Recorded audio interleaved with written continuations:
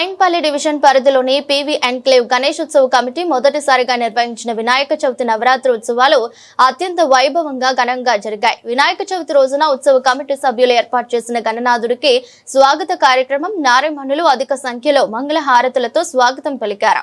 తర్వాత గణనాథుని మండపంపై ఏర్పాటు చేసి ఆదివారం నాడు నిమజ్జన కార్యక్రమంలో కూడా నారీమణులు మంగళ హారతులతో నిమజ్జనానికి సాగనంపారు.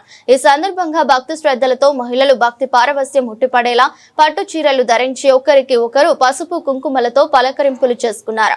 నిమజ్జనం పురస్కరించుకుని బ్యాండ్ మేళాలతో ఉత్సాహంగా ఉల్లాసంగా స్టెప్పులు వేస్తూ తీన్మార్ ఆడుతూ చూపరులను కనువిందు చేశారు. సుమారు 2 గంటల పాటు ఎలాంటి అలసట చెందక బ్యాండ్ మేళాల అనుగుణంగా ఆటలు ఆడుతూ ఉండగా చూపరులు కేరింతలు కొట్టారు.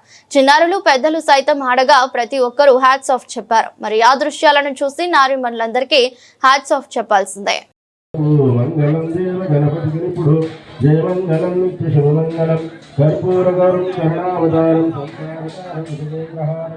సంతం హృదయారవిందం భావం భవామి సన్మనామి శ్రీ గురు గజానన మహారాజ్ కీ జై.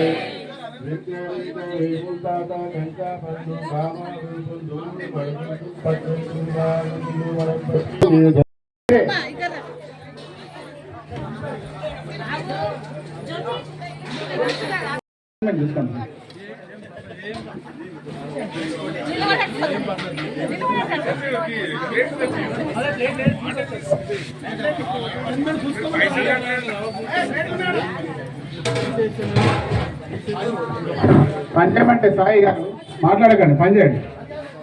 ప్లేట్లు ఉన్నాయట, చాలా ఉన్నాయి ప్లేట్లు. చెప్తున్నాను మురళి గారు, మీకేం పని అక్కడ వెళ్ళండి, అక్కడ చూడండి.